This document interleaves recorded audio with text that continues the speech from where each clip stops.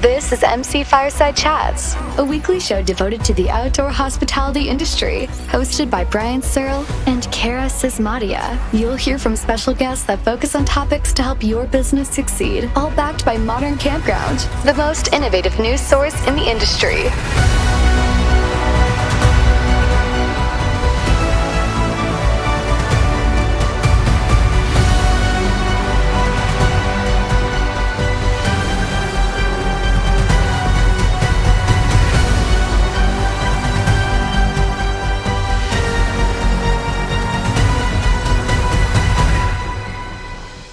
Welcome everybody to another episode of Fireside Chats. My name is Searl, and that was great timing on whoever's phone that was.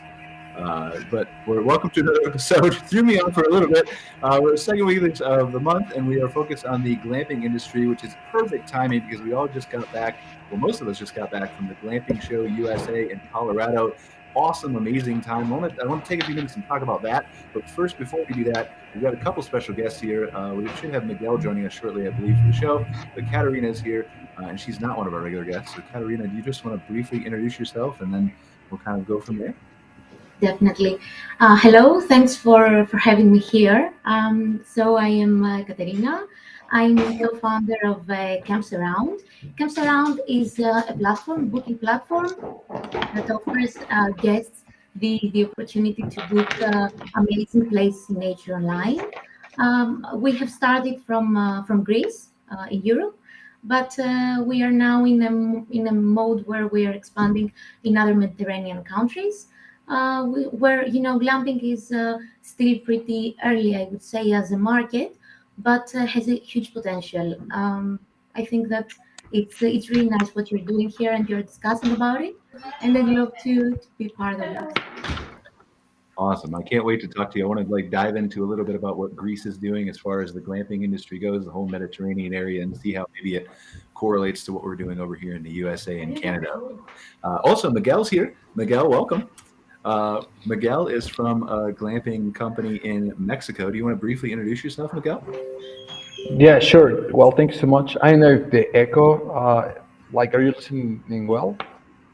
Yeah, I can hear you well. Is there an echo? Okay, great. Okay. Tiny bit, So, yeah, okay.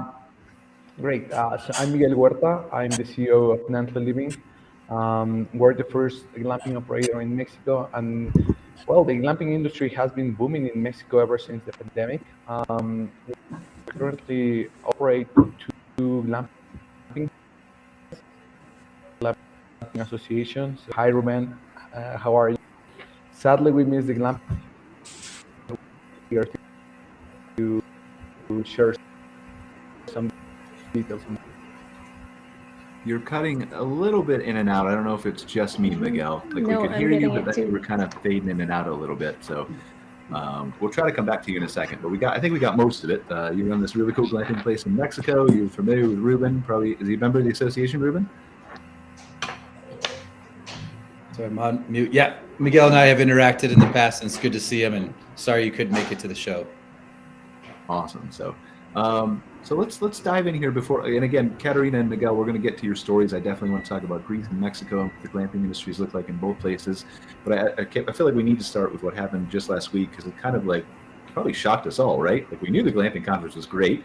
We've been to it years before, but I think that this kind of far exceeded everyone's expectations. 1,400 attendees, 112 plus exhibitors, just people networking and walking around and talking and exploring tents and just something that we've frankly maybe never seen in an industry conference before. So I'm going to let you, Ruben, take the lead as the American Glamping Association guy and just tell us kind of what was your review of the conference? How did you kind of come away from it? Yeah, it went. We did it. It'd be great to get, I know Irene and David and Brian and Cara, you guys were all there, and it'd be great to get your guys' perspective. But it's funny because, I told the story at the beginning of one of the talks of how honestly the owner of the Glamping Show UK, who's one of the owners of the Glamping Show, when we sat down to originally kind of craft some pathway forward to this, I assumed that one day we would be to some version like this, and obviously there's a pandemic in the middle of it, and going on our sixth iteration, whatever it might be. But at that point in time, we didn't know. right? We were just kind of guessing. We, from all of our conversations, people in all these different states and cities, we hoped and assumed and maybe hopefully naive. So it's great to see all the people there at one point in time. It's great just to have all these like-minded individuals under one roof. It only happens, unfortunately, really once a year. To see the amazing structures that the manufacturers can put up literally in a day and a half, it blows my mind. People traveling from all over and making this a priority, and people getting business deals done there on site, is really all that we can ask for. And at the end of the day, nobody really ran out of the room screaming, "I hate this." It was a big win. It also, I think it'd be great to hear what you guys think. But one of the comments that I did receive time and time again from people who were new their first time there was, man, there's a lot of hugs, as in people are genuinely just like each other and have talked to each other, maybe over Zoom for the last year. And now's the first time they get to see each other in person. And they've been pretty close, and it really is a community and a network of just good people, right? We could be doing something completely different, like a popsicle factory or something like that, but in the dairy industry or anything like that. But at the end of the day, just the comments around how people feel very, close knit and catching up with people, it just kind of makes me happy. So other people there, I don't know, you guys might have had a terrible time, and it was just me who thought it went okay, but I was happy. I mean, I would like to see popsicles next year now that you're bringing it up. But other than that, I really didn't have a problem with the show. I want to let Irene and David kind of weigh in a second. But just for me specifically, right, the conversations that I was having from a modern campground perspective was just eye-opening, to be frank, right? Like, I've been in the camping and RV park industry for 15 plus years, and I'm slowly, as we all are, kind of here in the States, getting into glamping, whereas Europe, and I'm sure Katerina can weigh in on this too, have been in glamping they haven't called it glamping, but in glamping for a lot longer than we have. And so it's kind of eye-opening just seeing so many people from so many different countries who have so many established products, who have gone through these iterations and refinements and listened to what customers have wanted as they've evolved their desires and the ways they want to go glamping and luxury camping and all those kinds of things. And that kind of hasn't hit over here yet. And so it's almost like a window into the future, talking to some of those people, because you would kind of expect the same evolution in some ways to happen in the United States and Canada. And so that kind of really impressed me. And then the other thing was talking to the vendors and the suppliers who were here last year and who said that the audience demographic is so dramatically different. Last year, it was a lot of people who were, I want to get into glamping because of the pandemic, but I don't own any land and I have no plans and I don't have any financing, but talk to me anyway. And this year, everybody's like in the process. They're in the weeds. All the vendors were telling me, like, they're talking to me, they've got land, they're going through the permitting process, they're ready to buy. And so it's kind of totally flipped everything on its head, where I don't want to say people were unhappy last year, because nobody said that, but they're happier this year. I think that stuff really speaks to like the quick kind of maturation of the industry itself, and just like how much interest there is, that folks are motivated to move quickly. I have to agree. Last week, it was a great experience to just kind of be immersed with so many people who are kind of trailblazers in North America in a lot of ways. It was very energizing. It was great to be kind of gathered again in that way. And like Ruben said, it was fabulous to finally meet so many people who for years now I've known and had arguably hundreds of conversations with some of them and had never met in person. I totally agree. I think we had a couple of supplier members exhibiting units in the show, and really expressed to me that same thing you're saying, Brian, where the demographic is shifting. There's more actual development happening, and I think that's evidenced by the great turnout and the exciting kind of atmosphere at the show last week. So David, Irene, I would love to hear your take on it. Irene obviously was on the show last month. David, we've been trying to get on the show, but due to my technical unprowess, keep messing up his audio for once in a while. So I think we finally got him here. But David and Irene, do you want to share your thoughts on the show? Or I'm happy to, but I'll let David go first. Okay. Wow. I'm glad you let me go first, because as I learned last week, Irene is a really tough act to follow. I totally agree with everything you guys said. I thought the show was fantastic, and I think that it's sort of a testament to all the work that Ruben and Sally and David have done in kind of bringing that event forward. But I think also in sort of just showcasing the industry. And look, I think I think all of us are here because we're enthusiastic about outdoor hospitality, and so I don't expect any of you will argue with this. But I think this industry is sort of at a little bit of an inflection point right now, where we've got a kind of a combination of years of several years of sort of industry organization behind it. A number of really successful brands that have taken off and sort of acting as leadership, thought leaders in the space. Some really, really intelligent people who can kind of get up on stage like Ruben and sort of, educate a room. And so I think it's not surprising to me that there were so many people in attendance as there were. And I thought as I kind of observed on stage at the event, I think that, having a conference like that is probably the single most effective thing that this industry can kind of do to continue pushing itself forward on that pathway to professionalization and institutionalization, which I think is the kind of the pathway that it's heading towards. And Brian, now that we've got both David and Irene on kind of for the first time, maybe it would make sense. David, would you mind kind of doing your quick intro, and then Irene, we can pop over to your intro, and then to your kind of thoughts afterwards. That way, since now we've got the core group here for the first time.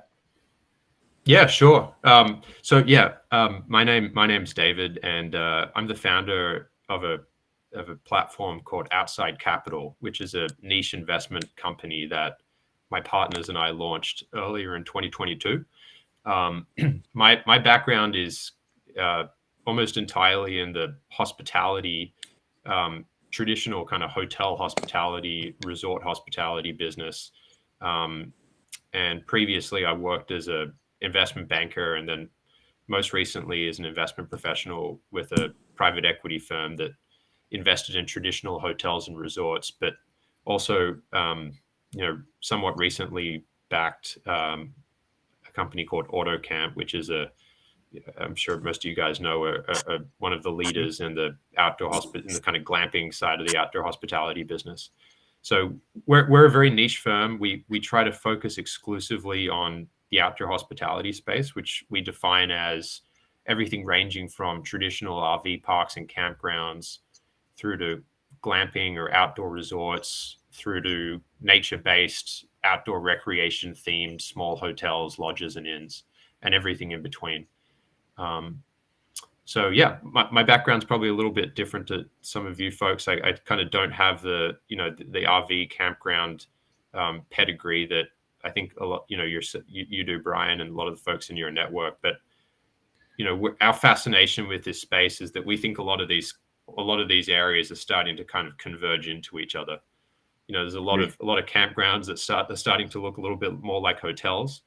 And then, we always remark that we see lots of examples in traditional hotel design of, developers and architects trying to bring the outside in as well. So it's, I think there's a lot of kind of, as I said, there's a lot of kind of niche components that you can put under that outdoor hospitality umbrella. But what we really like about the space is that all of those elements are starting to kind of combine and cross over with each other in a way that's super interesting.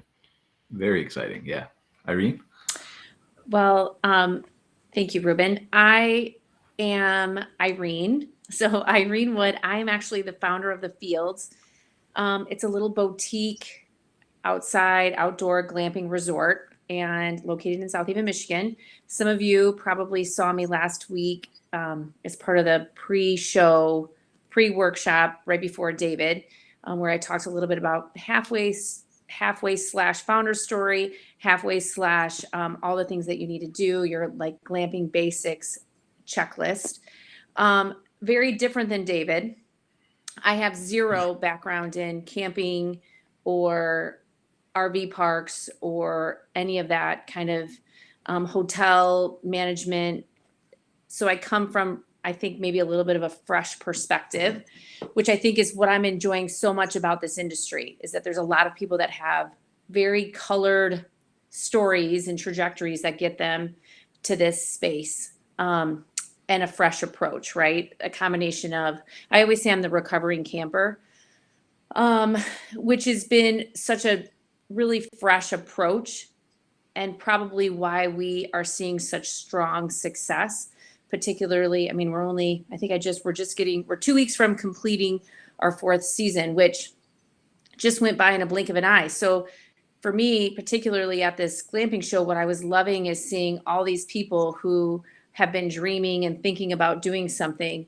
And quite candidly, I cannot believe that 4 years has come and gone that quickly. So I just know how quickly kind of this industry is moving. And really what I'd love to also, Ruben, was all the vendors that came in to this show, right? All the different accommodations that you're starting to see, all the different approaches to it, and then really the formality that you're starting to see. So a little bit of background, I'm an engineer by trade. And then I spent probably the last 15 years in event planning, and I've taken kind of a little bit of the engineering and a little bit of the event planning and smashed it together and created what I believe to be is a really charming Midwest resort. And again, just really thrilled about this industry, see a lot of potential that David spoke to, Ruben spoke to, all of you believe in, and just a really strong advocate for everybody's little niche in the industry, because without some pretty strict boundaries, which this industry doesn't have, a lot of people can be a lot of things. And so that's what's most exciting for me. And what did you think of the glamping show? Well, unfortunately, when you operate a glamping resort, you don't get to stay at the glamping show for very long. So I literally came in on Sunday. I got the 11 o'clock flight. I landed in Denver at 11 p.m. Got up on Monday. I did the show Monday. I entertained some, some up and coming interested operators, and then I had to fly out on Tuesday. So once you're in the weeds operating, you don't get this luxury like Ruben does of all these vacations and the ability to be able to take so much time off to, entertain people. Well, I won't feel too bad that I missed you at the glamping show then. I was there on Monday, but I was in Boulder with my girlfriend hiking around. And sorry, Ruben, priorities. All good. But yeah, it's I understand the feeling flying in and out. Like I did that for probably 9 years and finally got to a point where I can take a few extra days. But go ahead, Ruben. Maybe next year. No. And Irene, David, thanks for taking the time to speak. It was very well received, and it was fun just to see, just closing the loop on that. I mean, we did the investment connection, which is having 7, aspiring glamping entrepreneurs pitch, and again, thought we might get 30 people, and there was a few hundred people in there. So it just shows people are really, lack for a better word, just kind of starving for not only content, but the right type of information and education. And as the world of glamping becomes bigger and bigger, more complicated and more complicated. And, I think part of what Irene and David and the other speakers and the other pitchers were able to bring to the conversation is just this feeling of, look, there's other people doing some great things. You get everybody, like-minded individuals, under one roof, and good things tend to happen, which I think it did. Yeah, I 100% agree. Let's switch for a second here. Does anybody have anything to add about the glamping show before we kind of switch? Okay, I'll take that as a no. It had to be really quick because it would have been awkward if I would have stared at the camera for too long. So I want to take a moment and pause and thank our sponsor here for this episode. It's Let's Camp. We do have a video that we should be playing, but I'm going to skip it this time in the hopes that they're going to give us an updated video that's more focused on glamping. But the video is normally focused on campgrounds. They're a reservation system, an online platform. They do a great job. They're up here in Canada, right, Cara? Headquartered are they in Calgary? Are they closer? No. Oh my gosh, they're actually in BC, but Oh, well, that's yeah, close. they're I mean, at least I got the yeah. half of the country, right? The west side. So, True. Yes. but Yeah. No. Let's Camp has been a great supporter of the associations and our members, and has great products. So always grateful for every way that they contribute to the industry, for sure. absolutely, and I know they do some work with glamping properties, and they're expanding in that aspect as well. So, Mhm. I don't know. Let's start with what you pick: Greece or Mexico, Cara? Who do you want to start with? Let's go to Greece. Let's go with Greece. Okay, so this is Katerina. I gotta check my show notes here. I keep missing these things because, well, I'm unorganized today for whatever reason, as we've discussed before I started the show here. But Katerina is the co-founder and CEO of Campsaround, and then she was telling us before the show that it's kind of an online booking platform, right, for the glamping outdoor hospitality industry. Katerina? Exactly. So we started around, it's the idea that we came up with it based on our experience as campers in from Greece. And that's when around, let's say, 3 years ago, we saw how traditional this market is. And then we started thinking that, okay, great. So we had professional background in marketing and thought it's a nice idea to create a place and make it easier for campers to book it online. And then, around 2020, there was this, except from the pandemic, of course, that brought this outdoor feeling more in the surface. We also had a glamping legislation in Greece, where there is this effort that it's done from Hellenic Chamber of Hotels and the Ministry of Tourism to create, if I may say, a product of glamping, where glamping is something really unique, really different. It's not only based on, which I think it's a big argument always. It's not only based on the structures, how glamorous the structures is, but also the holistic experience that these glamping accommodations will offer, and of course a lot more than that. So that's when we saw that it's a bigger opportunity. And after the pandemic, we're really going also in other countries in Mediterranean. As I said before, there is a potential here. It's something new for this Southeastern Europe, let's say. So it's, we think it's the right timing to be here for that. I think I would agree with you, and I think maybe everybody, if I don't want to speak for everybody on this call, kind of would, that the experience have just as much to do with the accommodations. Is that fair to say, Ruben? Yeah, and I guess my question, I mean, just to help us out, because we often get, narrowly focused on what's going on here in the States, but just generally speaking, what is the vibe or kind of the take right now within, call it anything outside of the UK, right? So Southeastern Europe, and then kind of anything outside the UK. Is it mostly smaller operations? Is it mostly campgrounds that are driving the growth? Is it hotels that are starting to drive a lot of the investment into this unique outdoor space? Kind of, what has that been looking like for the growth? Like, where's that growth and investment coming from? So of course, UK is a lot different. It's another market, I would say, from the rest of Europe in so many ways. So what I can say for the rest of Europe, we have the big markets where it's mostly France, it's Netherlands, or other countries that have campgrounds that are based. It's not only about hotels. It's about many, an operator that has many campgrounds, let's say, in different areas. It's not always a hotel. So that's a trend that we see there.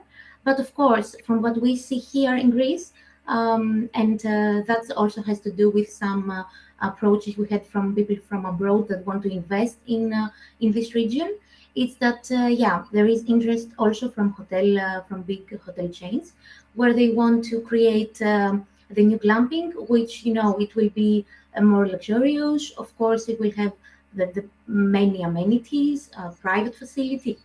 So it's mostly about a different type of glamping, and that's exactly that's also what here in Greece they're trying to promote. Let's say something that will be more glamorous, and of course combined with other experiences, and I would say in the greater region here.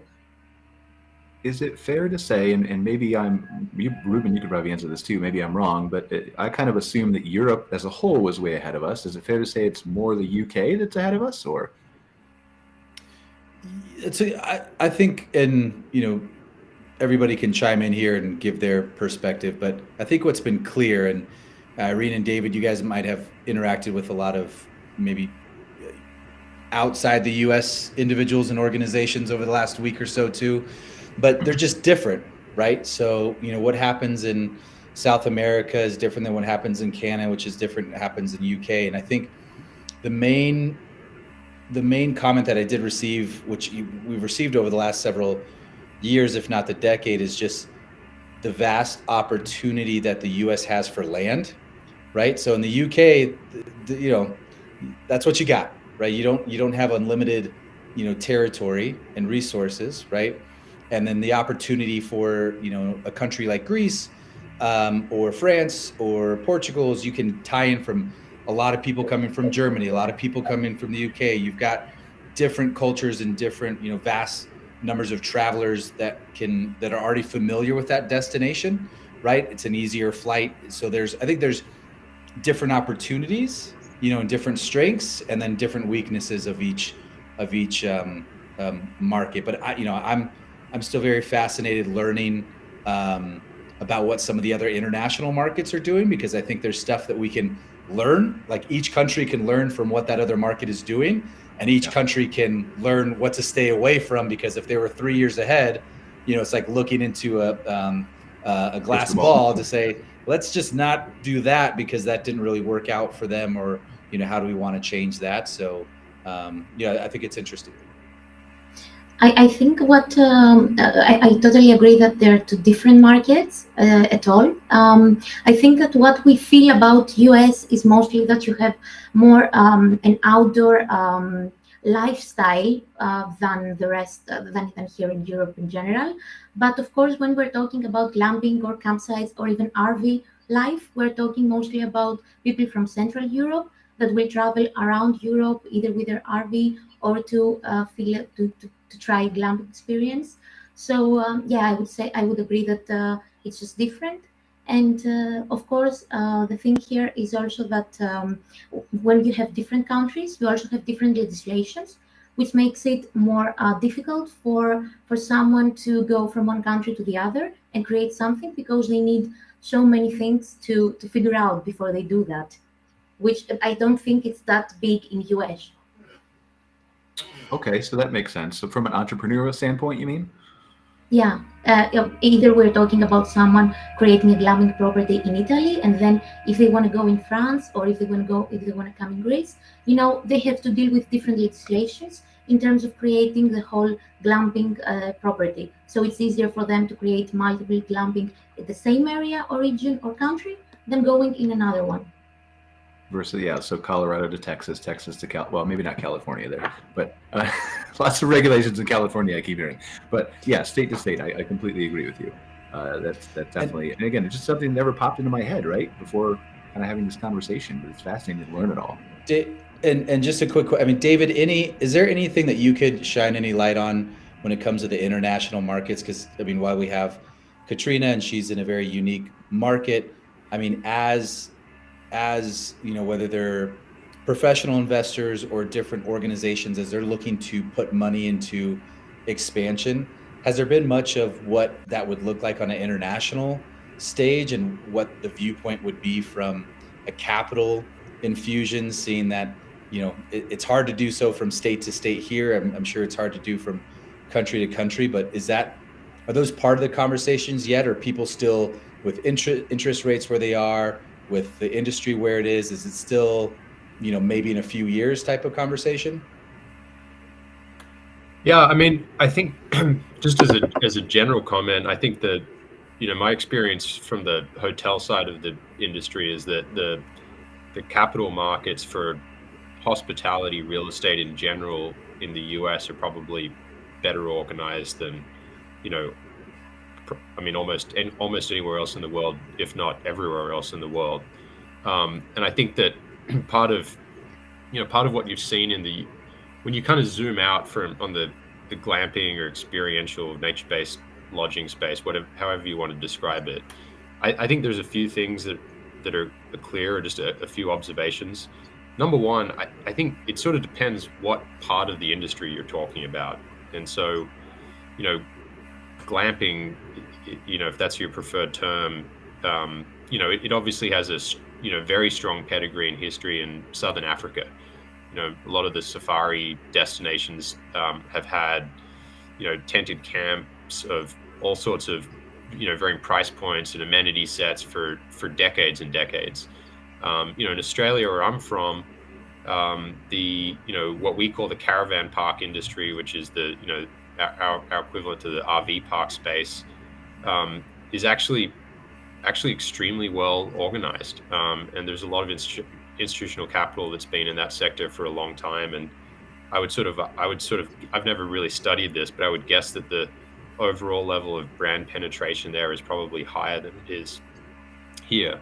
And that might be true in the UK as well. So I think it sort of depends, what part of the industry you're talking about. But the one thing I would say is that, the US is probably, the friendliest market for, kind of risky venture capital in the world. And I think that's been a really important part of why we've seen some of the kind of emerging outdoor hospitality brands, pick up and take off here in the US in a way that I haven't really seen done in such a, in such an organized fashion abroad. But again, it all just depends what you're talking about. And I think whatever segment of the industry you like, you can look overseas and find really interesting examples of how things are being done in a unique way. And I think that's, like I said, I think that's true at the, the very most budget end. If you just look up some of the brands in Australia, like Big Four, Discovery Parks, these are really big, sophisticated, innovative companies that I think are kind of tackling camping and caravan/RV travel in a way that could be described as kind of world best or world leading. But even at the luxury end of the market, you can go to Southeast Asia and find properties like the Four Seasons tented camp in Thailand, or the Capella property in Bali. These are kind of truly world-class luxury, glamping properties, if that's a word you want to use. So yeah, there was a lot in there, Ruben, but I think to summarize, I think it depends, but I think that the US is probably the kind of, lowest friction point, if you like, in terms of, where in the world you can go and access capital for some more of these kind of innovative offbeat concepts, in my opinion. Do you feel like, I'll just jump in since no one else is jumping in. Do you feel like, just given we're talking about capital briefly, do you feel like that risk nature in the US is going to be less risky as we move forward, given inflation rates in the economy, or? Well, I think the inflation rate, high inflation, higher interest rates, more macro demand risk, these things aren't really good for anybody. Right. Whether it's outdoor hospitality or traditional hospitality. And I sort of made the comment at the glamping show last week that interest rates are like, they're like a gravitational force for valuations of anything, whether it's glamping or, Ruben's Popsicle Factory or whatever you like. So I think if we do end up in a higher rate environment where there's just more macro risk, I think it will, at the margin, I think it will probably be, harder in general to fund, most hospitality initiatives.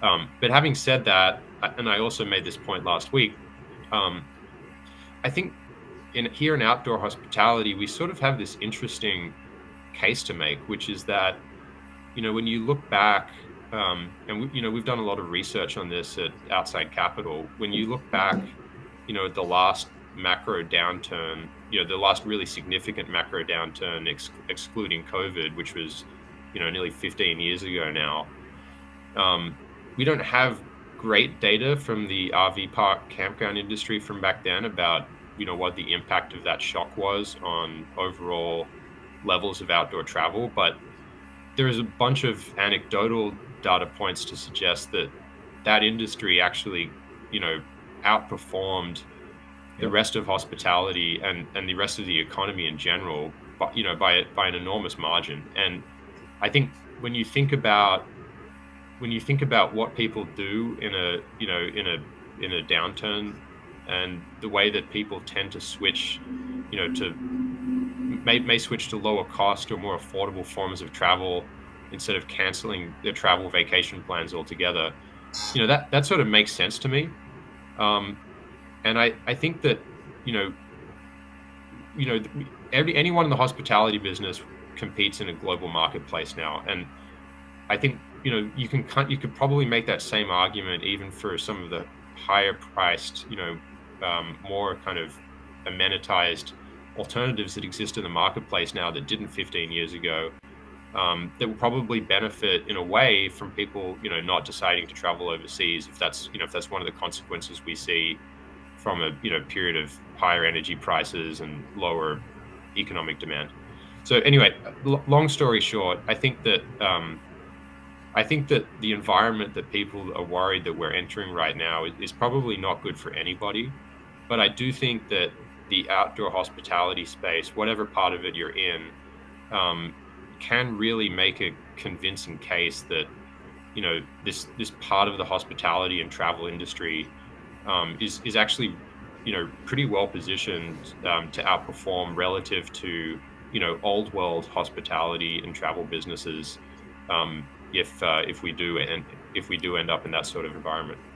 And to that point, a question around environment, Irene, Katerina, Miguel, this is kind of the question that keeps coming up over the last few months too, is what's pricing? What is that environment really doing on the ground? So are you seeing a change in the pricing in your local level, demand, occupancy, ADR at your kind of local level? I know that during COVID, obviously there was a big boost and boom. There was a level of question around stabilization, but what are you guys seeing at your local levels for that?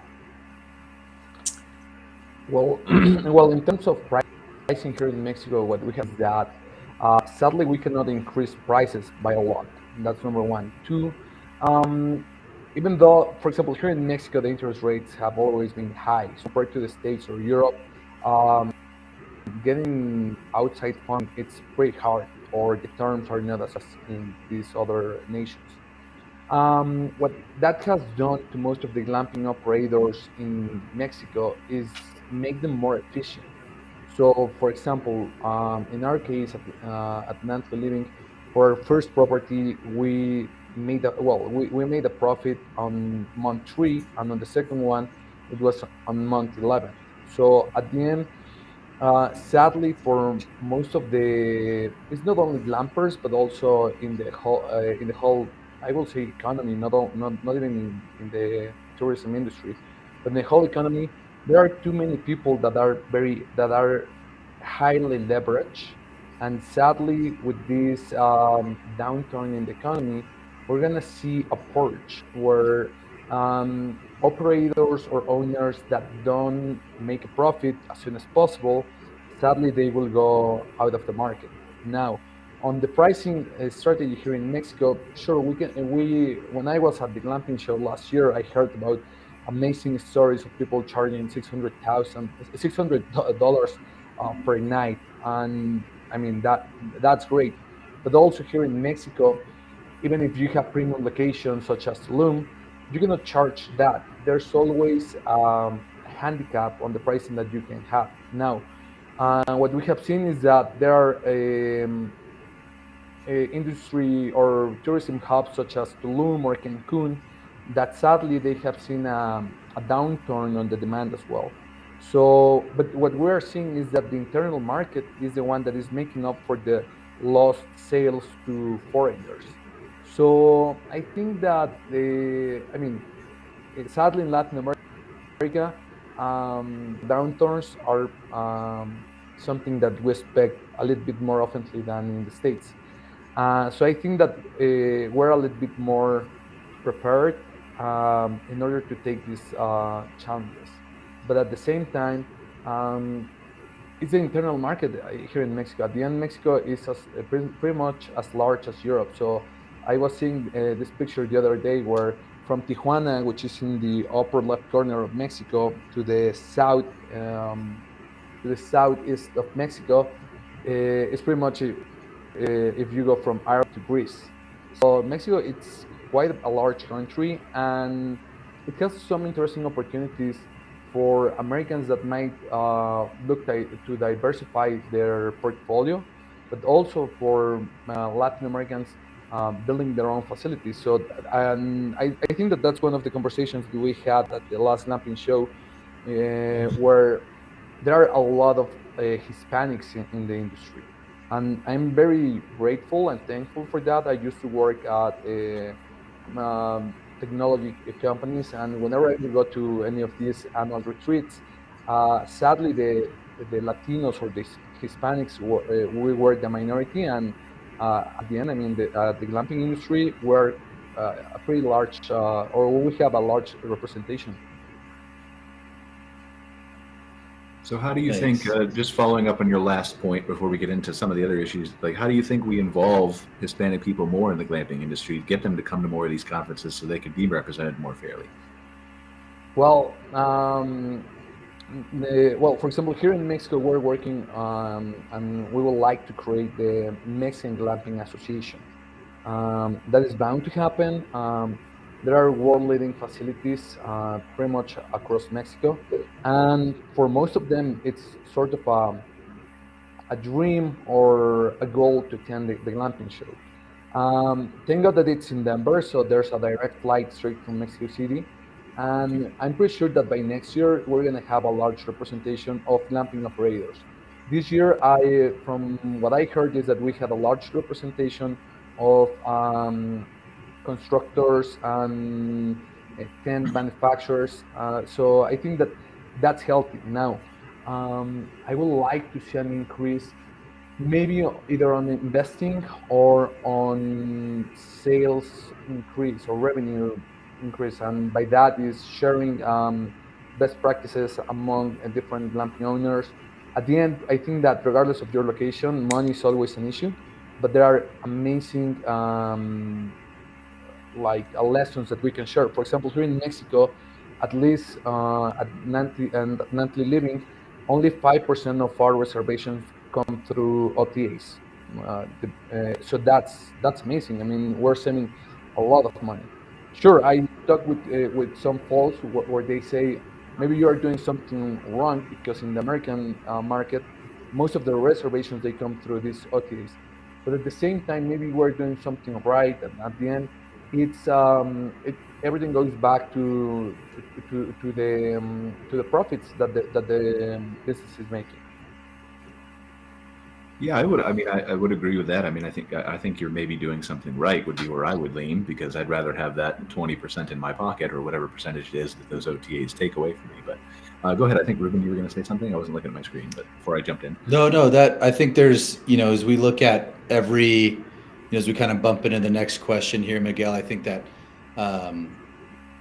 this is kind of like a local and global thing that we're working on always, right? It's what works in Chile, and then what works in Scotland, what works in Australia, what's working in New York, right? And what we can all learn from each other. So it's just great to always kind of hear all the successes that are happening in the market in Mexico, and it just kind of shows how much we're barely scratching the surface, right, across the globe in a way, which is it's a really exciting thing. And then what we can do is really take on what did we learn from last year and do it a little bit better. So, I mean, a kind of question for you, Irene, and then Miguel, David, everybody else can follow up. But and Irene, I know you're not counting, but there's 12 days left to your season or whatever it is.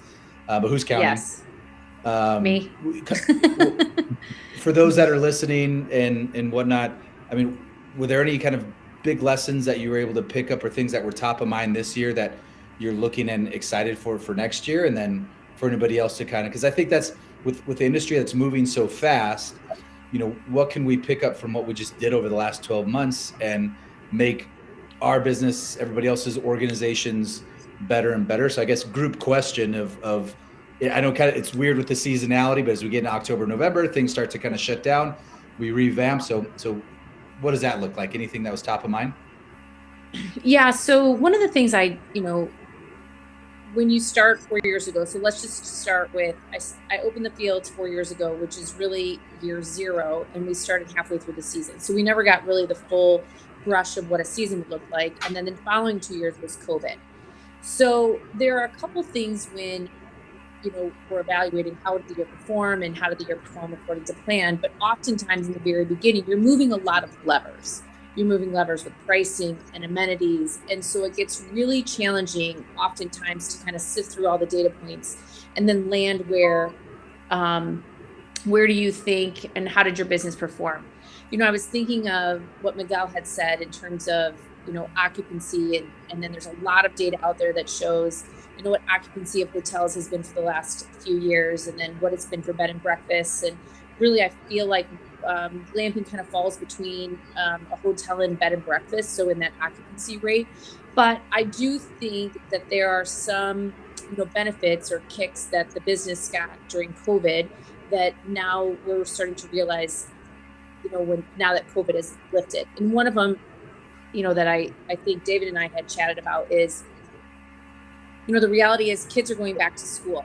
And so the kids are going back to school, which means that the season that maybe somebody had, which was really all year round, or in essence, May through October, if that was your season, could be pretty much utilized. Well, the reality is that now we had 2 years of that opportunity. Well, we're past that now, where everybody's going back to school and their school seasons are into June, and then everybody seems to be going back to school in August. So the season of being able to catch travelers has gotten a little bit condensed.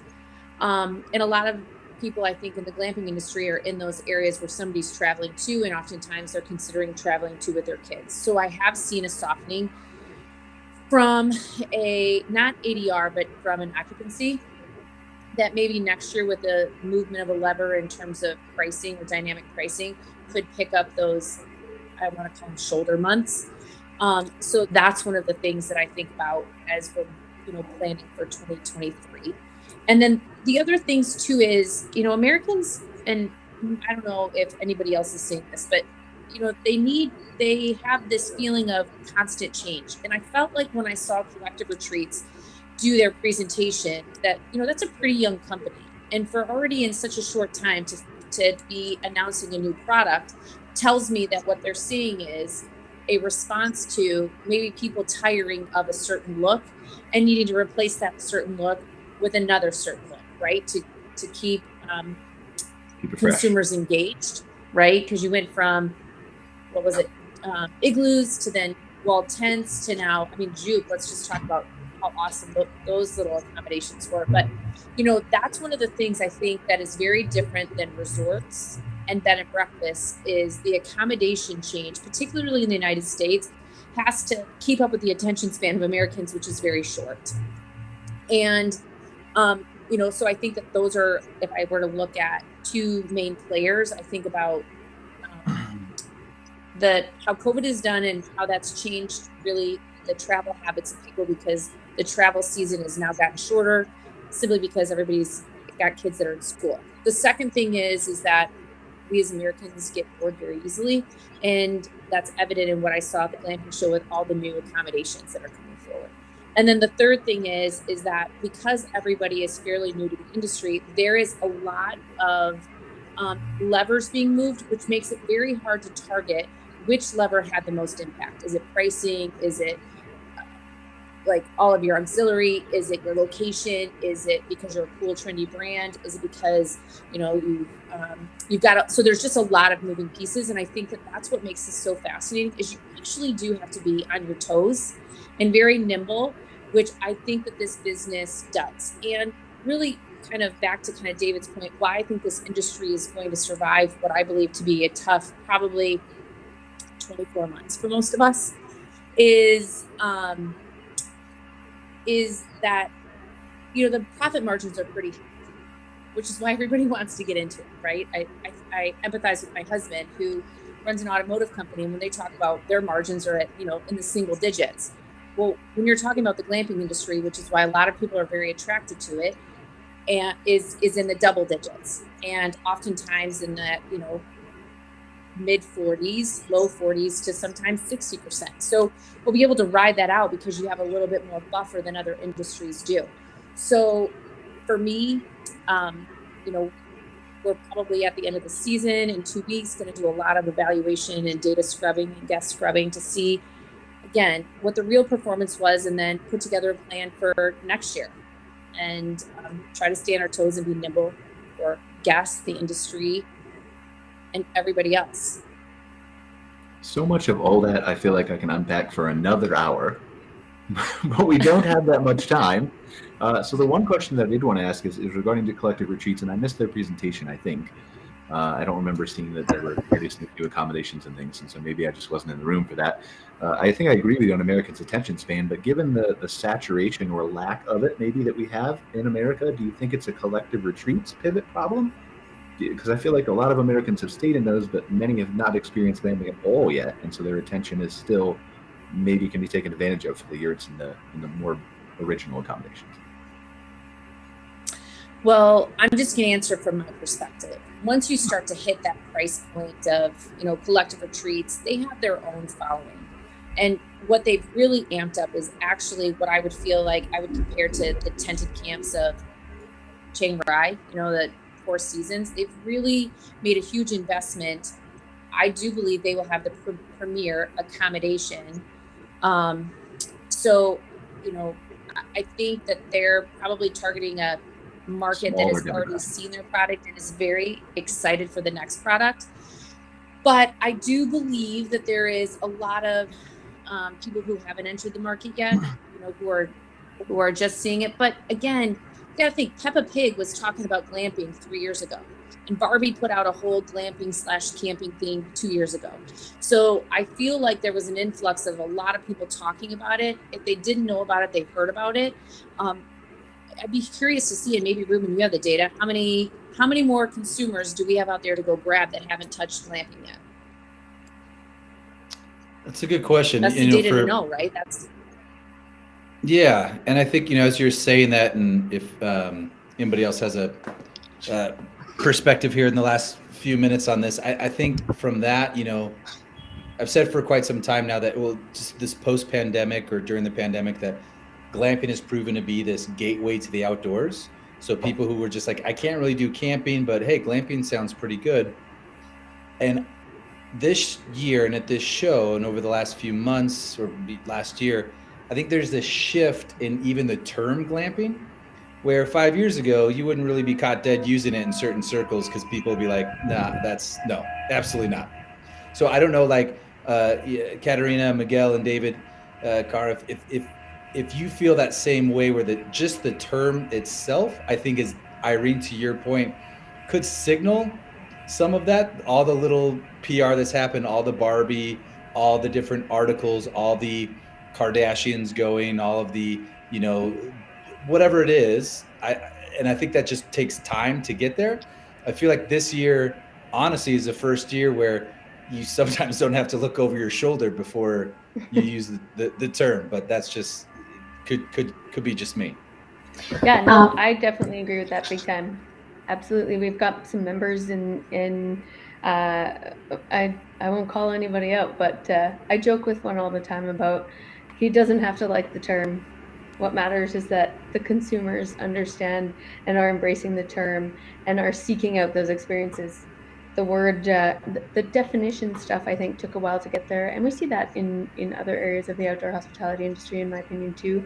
But specifically with glamping, it's just that market awareness and understanding has grown significantly over the last while. And I agree. I think it's because of those big PR things that have worked in our favor that way.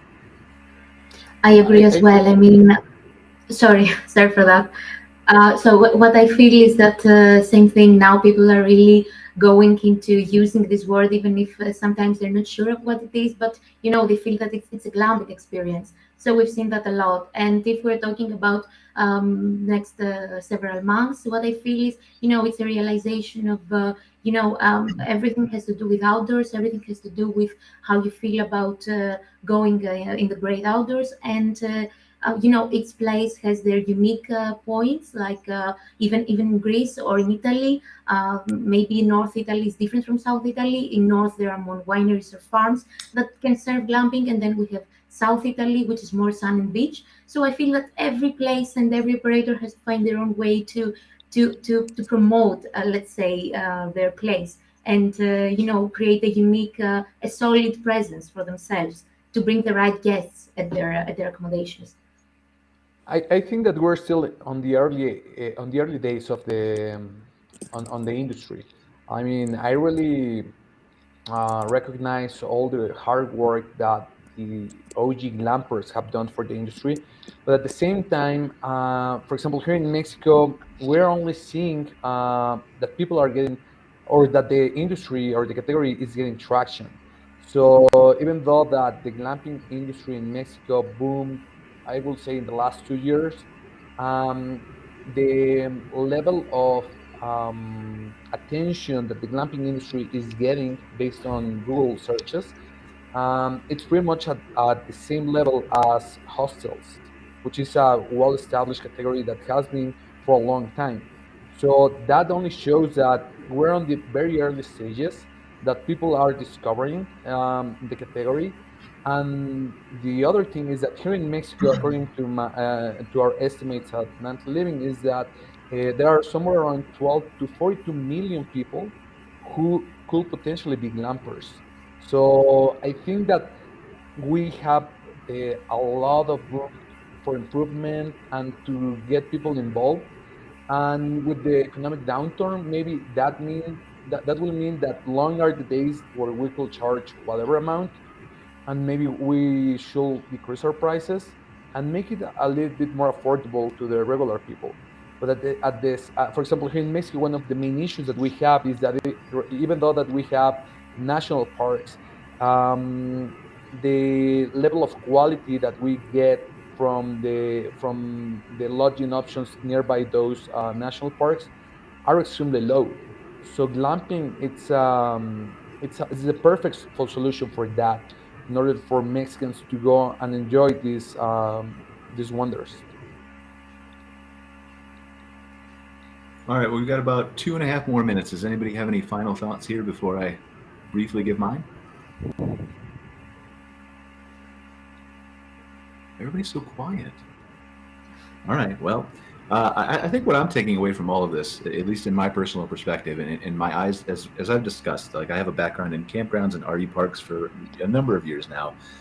And through that, I've had kind of that slow exposure to glamping as campgrounds, and have continued to add yurts and other alternative accommodations. And at Insider Perks, we're picking up some clients now that are just in the last 2 or 3 years that are solely glamping focused. But I think especially attending the show, meeting all the people from 37 different countries. I don't know how many countries I met, but it was quite a lot.